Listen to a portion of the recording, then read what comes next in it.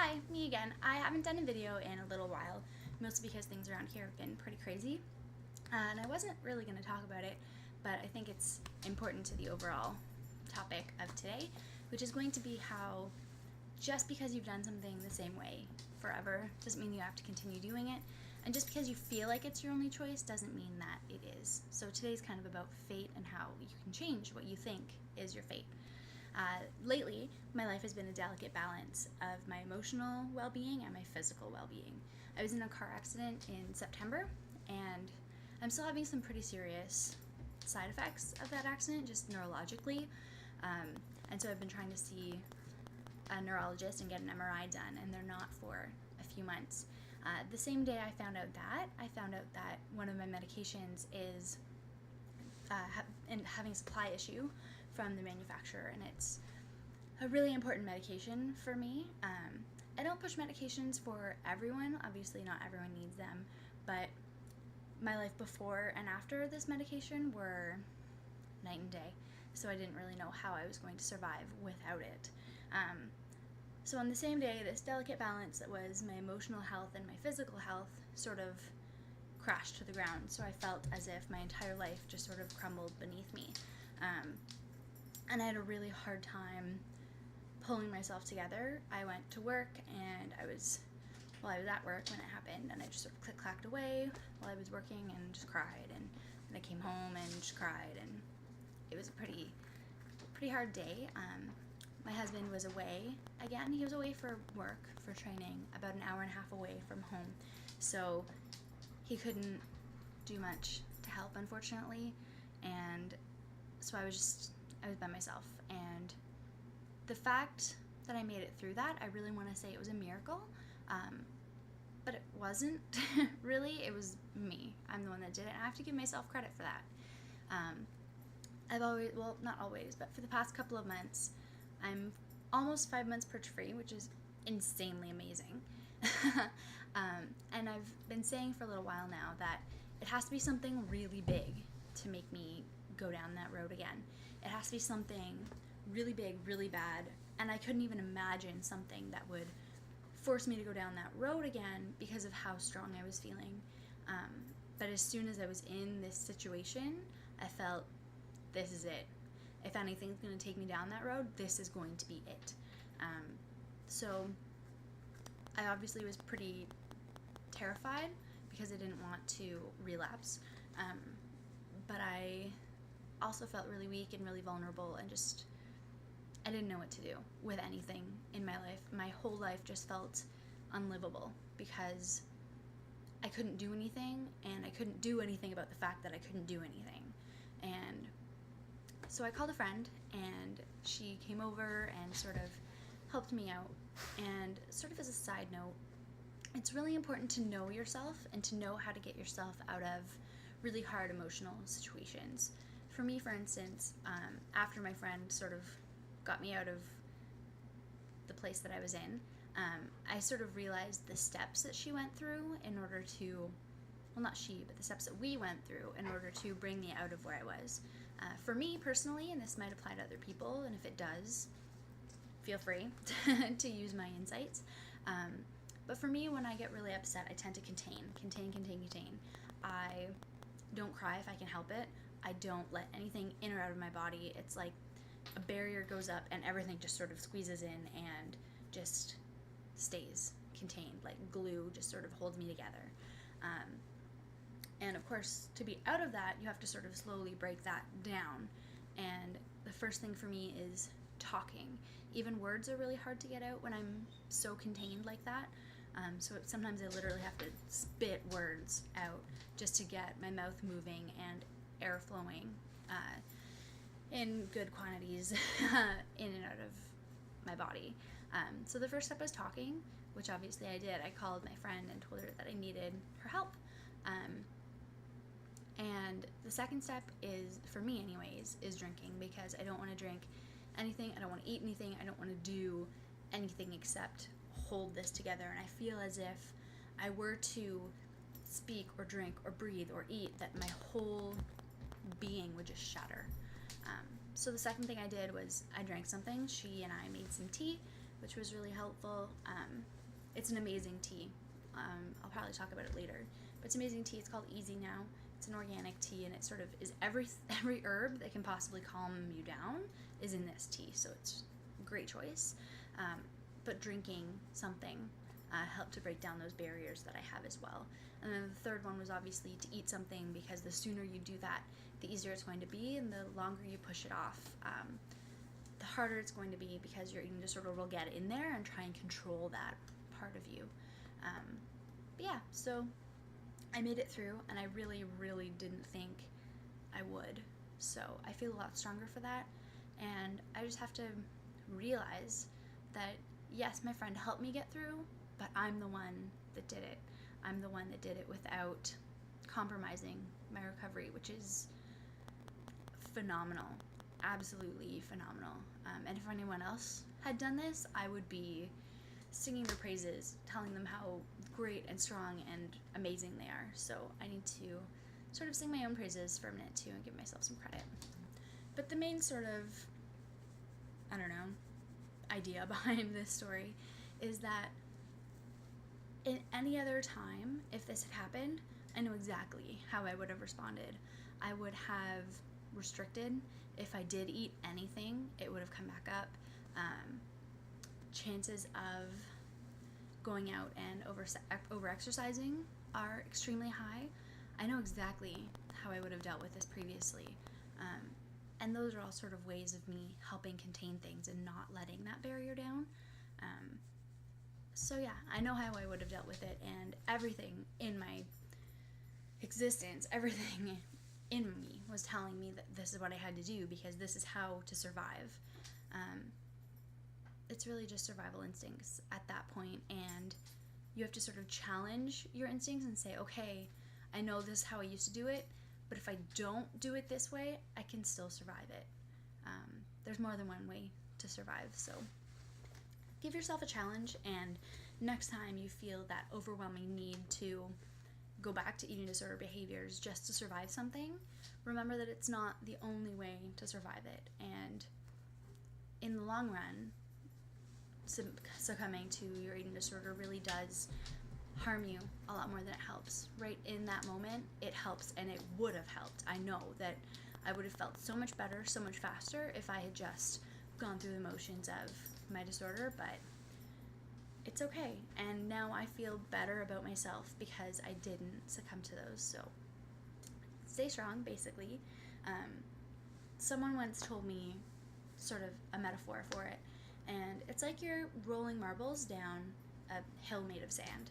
So there's a hill basically made of sand, and if you have a marble on top and you keep rolling it to one direction, every time you drop a marble on top of it, it's going to want to roll that direction.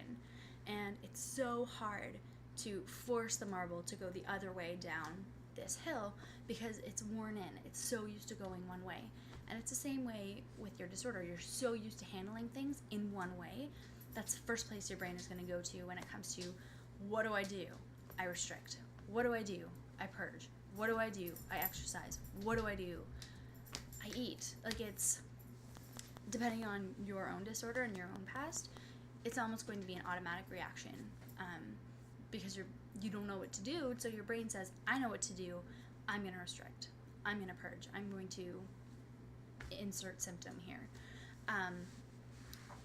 But you have to start challenging that, and every time you push that marble the other way, every time the marble drops and you say, what do I do? I want to go down this direction. You say, no, I'm going to push it the other way down the hill. I'm going to call my friend. I'm going to drink some tea. I'm going to crochet something. I'm going to go and sit with my puppy who's wandering around and have her calm me down. Every time you choose to do something different, you're making it easier to do that thing next time.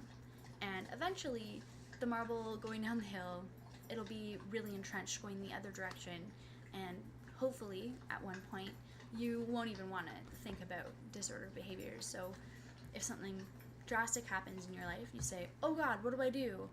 I know what to do. I'm going to have a hot bath. I'm going to have a shower. I'm going to call somebody. I'm going to do my nails, whatever.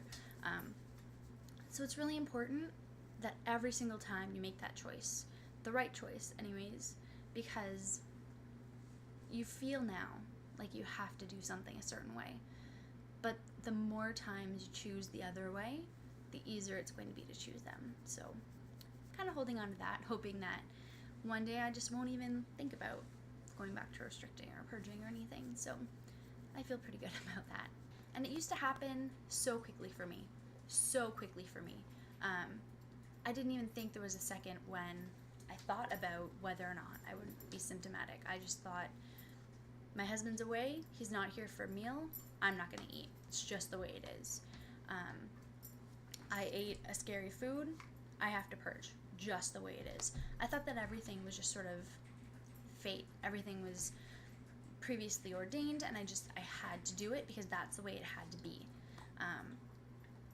And oftentimes I would sort of be not really forceful about things. I would be really passive about my recovery because I just sort of would let it be. And people would say, how are you going to do this weekend? Do you have plans for this weekend? Are you going to keep yourself safe this weekend? How are your meal plans going? And I would say, yeah, they're okay, but we'll see. So I was already letting my eating disorder think that it had a chance, really, because we'll see really just means whatever's going to happen is going to happen, and I have no control over it. And a few people in my life actually started getting really frustrated about that because I wasn't giving myself a chance to have any say, really. I didn't think that I was important enough to have a say in it, that I was worth fighting for. So I just sort of, whatever I thought had to happen was going to happen, and that's just the way it was. I was just sort of laying back and letting me torture myself, letting my eating disorder sort of run the show, so to speak. And it doesn't have to be that way. And I realize that now, but it doesn't have to be that way. The longer that you let yourself sort of be passive to it, the longer it's going to drive your life. And I didn't even know I was being passive about it. So you really have to be very cautious and have the people in your life be really honest with you about how you see things. And if you ever use sort of phrases like, oh, that's the way it is, or it has to be that way, or we'll see, or anything that implies that something's going to happen to you rather than you choosing the way something's going to happen, that's when you know you're being passive. And I didn't realize it at first, even though people were trying to tell me. But ever since I've sort of taken control of things are a lot different, and they're a lot better, because just because my husband's away doesn't mean I have to not have dinner. He was gone for 2 weeks, and I ate dinner every day, so it doesn't have to be that way.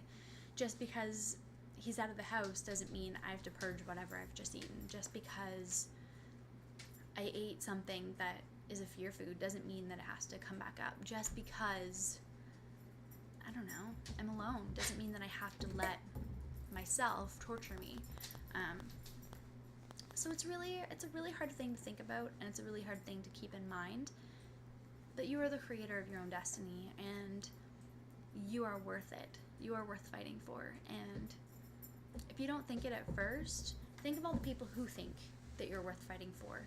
So even right now, I really don't think that I'm worth it, quite honestly. I don't see the point. It's not for me. I'm not worth saving.